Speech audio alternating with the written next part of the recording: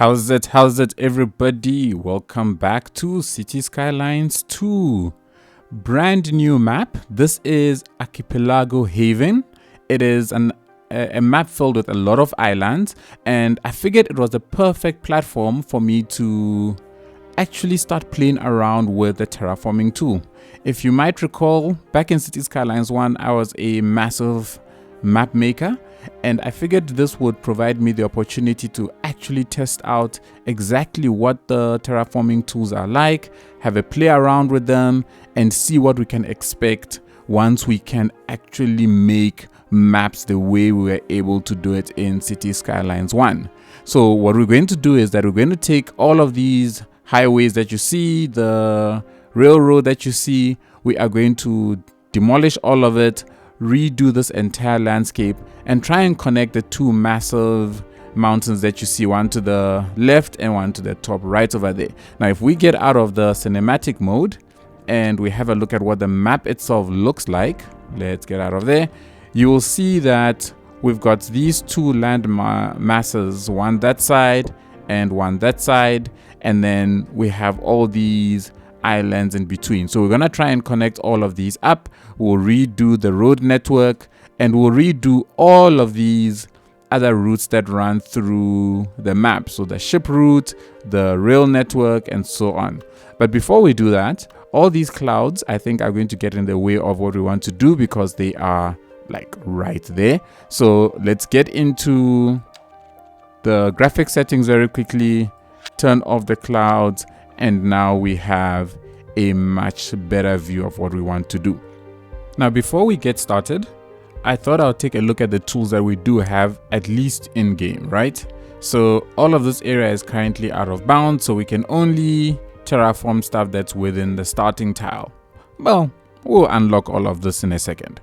So what we have is the shift terrain tool. So this is by default the one that raises the land and lowers the land. I think that is common from the previous editor. Then we've got the leveling tool. So this is where you select a certain height by right clicking, and then once you left click and drag, it is all set at the same level. Then we've got the soften terrain tool. So this is the one that kind of smooths out everything. It tries to blend a higher area and a lower area. Then we've got the slope terrain tool. So if I right click on a certain level, wherever I click from and drag to that level, we'll get a nice smooth sort of slope to that area. So these are the tools that we know. Then we can increase the brush size. We can decrease the brush size all the way down to, what's the lowest we can go? 10. And that's 10. It's a tiny little thing that's going on there. And of course we've got the strength. So if I go back to my shift terrain tool and my strength is at 50%, when I click, that's the rate at which it rises. If I bump this all the way up to 100, then it kind of shoots all the way up to the sky very, very quickly. And if I set it all the way down to the lowest, I am able to, look at that. Once you get past 10%, you can start going down 1%, 1%. And it's barely even moving. I'm clicking here and it's barely moving. If we go all the way down, I have to be moving the mouse. It's not even going anywhere. If I bump up the size a little bit and I try that at 1%, it's not going anywhere. If I bump it up to 2%, it's still not going anywhere. So let's bump up the brush strength to 10, and at that point, we are still not going anywhere. That's interesting. If we go all the way up, brush strength to 100, then it skyrockets. So that's as far as we have brushes, at least in game. Then we've got snapping. I actually don't know why snapping is here because it doesn't seem to do anything. And then last but not least, we've got the contour lines, which we can turn on and off. Now, as far as the in-game editor goes, that's about as much as we've got. It's not to say that this is what the final editor will have, but right now this is what we've got. This is what we are going to work with, and from this point on we're going to try and use these items to try and terraform this map. Over here is just vegetation and plopping down of trees, and here we've got bridges and paths. So our entire time is going to be spent within this, and so let's see what we can do. Again, this is the in-game editor. It's not to say this is the final version, but I'm pretty sure these tools will very likely be available to us in the final editor. So let's use these, let's terraform, and let's get this map looking at least a wee bit decent. Now, to kick things off, we're gonna start off by buying a whole bunch of tiles. Now, when you unlock everything, there are 432 tiles that are available to you that you can unlock in game. So I'm taking this chance to basically buy all of them. I think in the end there's only a couple that I couldn't buy, but it didn't really matter because for what we wanted to do, it covers the whole map. So we're starting off by getting rid of all of the routes that are in the game. So the rail line, the highways, and the ship routes. And then we're gonna start playing around with the terraforming tool mainly. Now, the terraforming of this is actually a little bit different. So if you look at it, it's very easy just moving everything about. It is very similar to what we are used to. And unlike the previous version of the game, when you terraform something, there is that sort of gray land that pops up. So there is no grass or anything like that. But then if you give it like a second or two and you come back and you run the brush over that area again, that whole area gets covered up with grass, which is awesome because it means that as I terraform, I just need to go back and I get my grasslands just coming back. Unlike in City Skylines 1, where it would take some time before an area that has water would take time for the grass to grow back. Here it's just a matter of going back over the land again and you get the grass coming back. And I quite like that. I'm very happy because that's one of the things that I was not really a big fan of. But what I'm doing here, I'm connecting up the land to create at least a big flat area where we can build out our city. I didn't want to get into too much of the nitty-gritties just yet. I just wanted to go over the entire landscape, get the entire land looking as flat as I could get it, and then try and blend these tiny little hills into the new land that we have just created. And at this point, I realized that I actually don't have the brushes like we had back in City Skylines 1. Now, I can't remember whether the brushes were part of the vanilla game or if it was a mod that we had to get. But from what I can recall, I think it came as part of the default game, or at least in the editor. So, you know, I miss those brushes.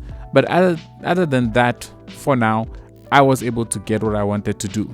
Here, I wanted to test out what would happen if I created a new area where water would come into the land. Because if you recall in City Skylines 1, anytime you did that, the water would rush in and flood the entire landscape.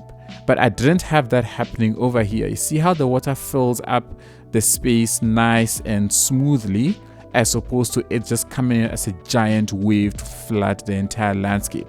So assuming that this is how things are going to remain, I am very happy with that.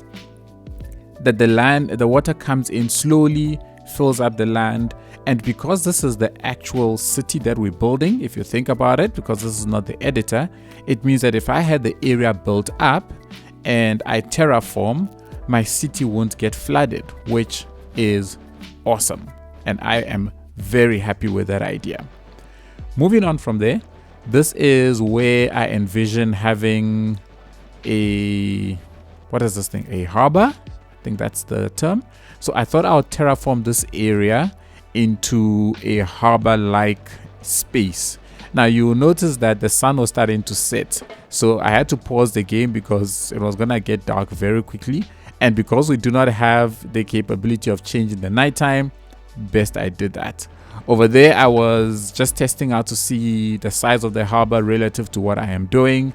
And from what I could tell, the harbor should fit in quite nicely because I want this area to be very tightly squeezed.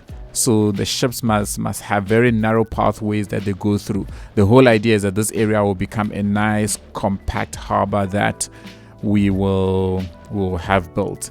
And there again, you saw that area where after terraforming, just go over it, and then the land or the grass just comes back. So terraforming this was fairly nice. I love terraforming. I love carving the landscape.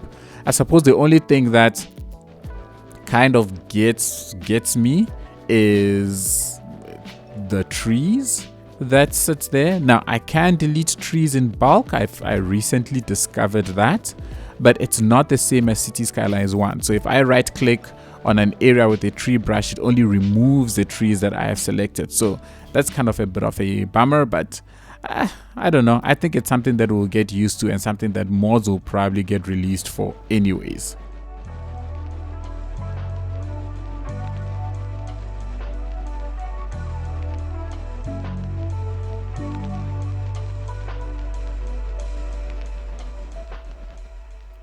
With the landscape all but carved, I decided to go back now and put down the ship parts that we had deleted earlier. So I put down a smaller one down at the base of the map and a slightly longer one towards the top side of the map. Basically have two ship routes that cut through the two waterways that cut through the landscape itself. Here we are. That's what the map looks like.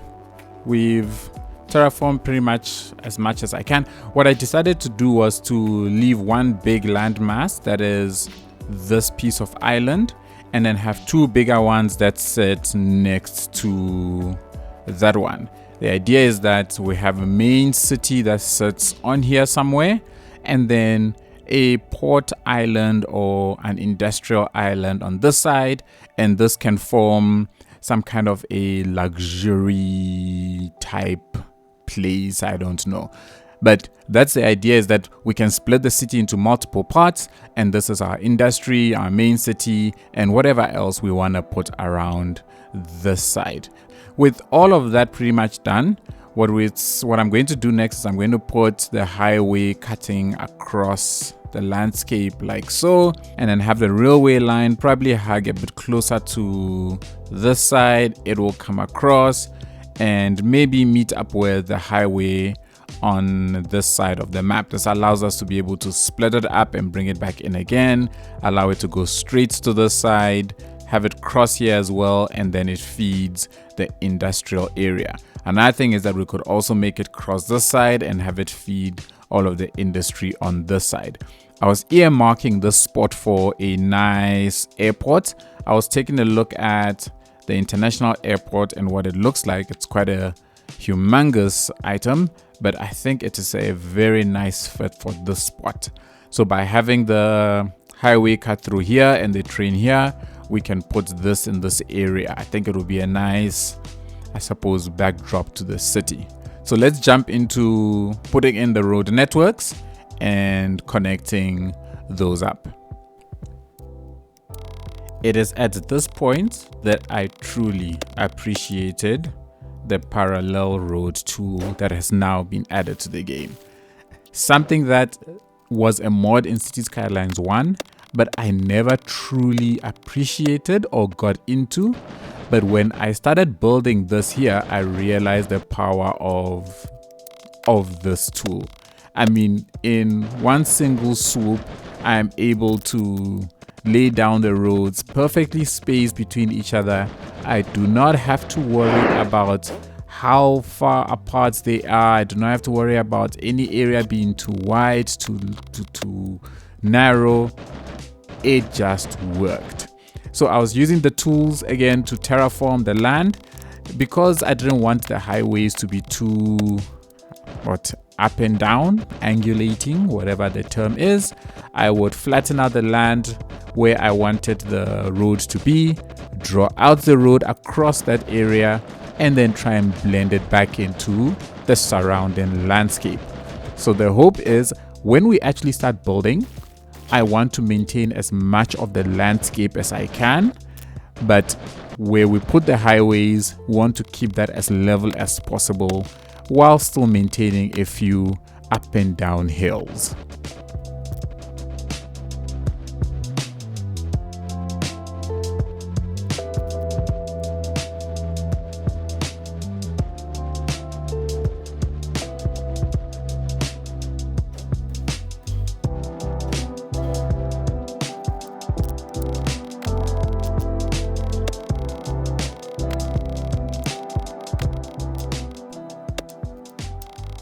Cue frustration.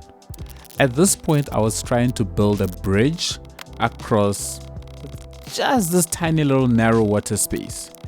Try as I may, this thing would not work.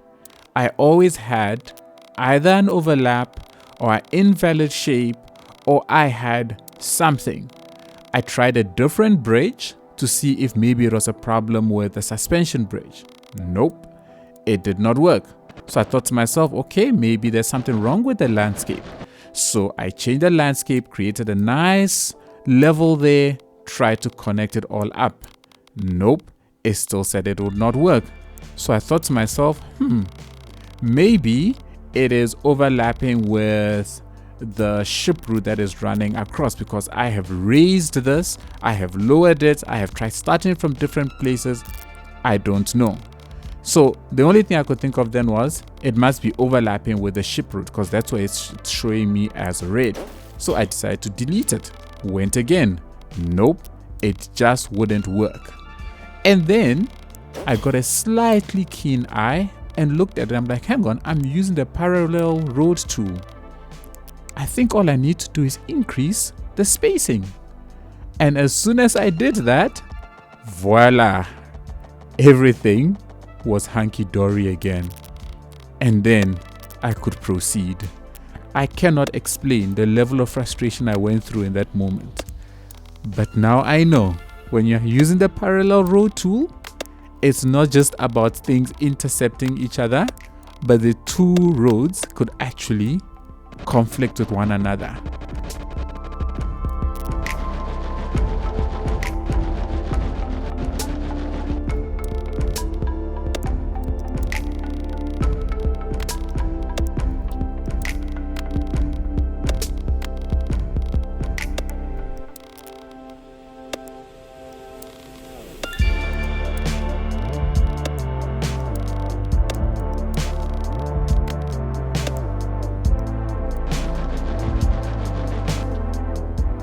As I finished connecting the roads up, I realized that the season changed and autumn has hit. Well, it says fall, but where we are, we call it autumn. And the trees are looking a nice, beautiful reddish color. I think this is going to look so awesome once the entire city is built up, and then we have all these trees in the city all change to this reddish, maroonish, orangish color. I think that is just going to be a beautiful sight to see. I definitely prefer this over the white out snow that I had in the first city that I built. So yeah, this I like the look of this very much. Another interesting thing that I've picked up is not every tree actually changes. So we've got a couple of evergreens, whilst there are some that undergo the change. I see the little saplings don't change, or some do, others don't. I wonder why. But yeah, because they both pine. No, this is a linden, that's a pine. So I guess there are some that change and others that do not. So all pines, it's an assumption I'm making right now, but it looks like pines stay the same, but lindens change to different colors. That's quite interesting. And if I come all the way back here, we've got all of these here that have not changed. So it's nice to see the variation, I guess, that some stay green, others undergo the different color changes. That's cool. All right, let's connect up the railway line, and then we'll see how much more of the land will change once that is connected up. Notice how things just get nice and bright as soon as I start live gameplay again.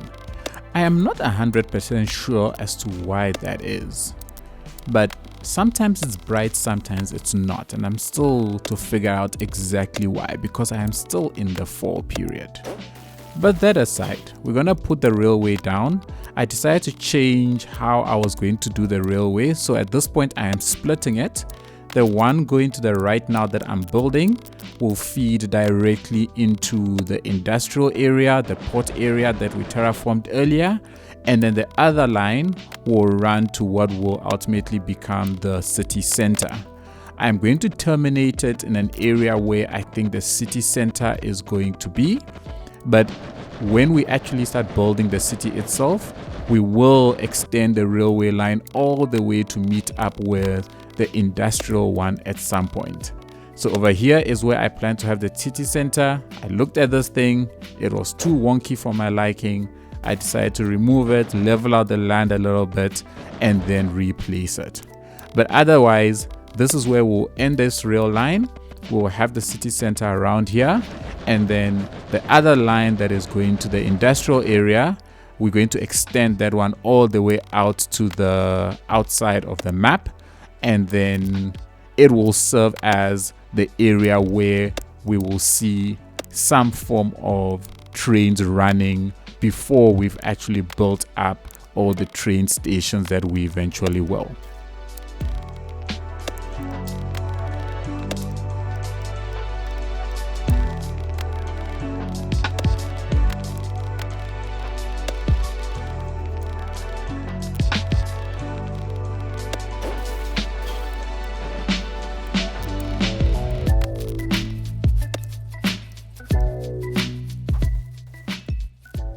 Finally, I thought I would test out a little bit more intricate terraforming on this tiny island.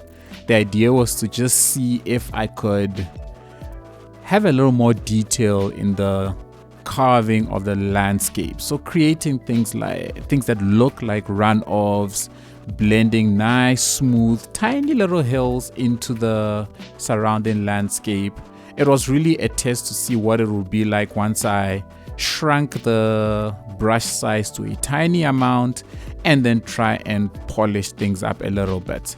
I don't spend too much time on this, but my experience with this is that it worked pretty nice. I think again having brushes would help with that, but with what it is, we are able to carve the landscape in a little bit of detail, get those finer contours in, and I think it did the job quite nicely looking at how this is shaping out.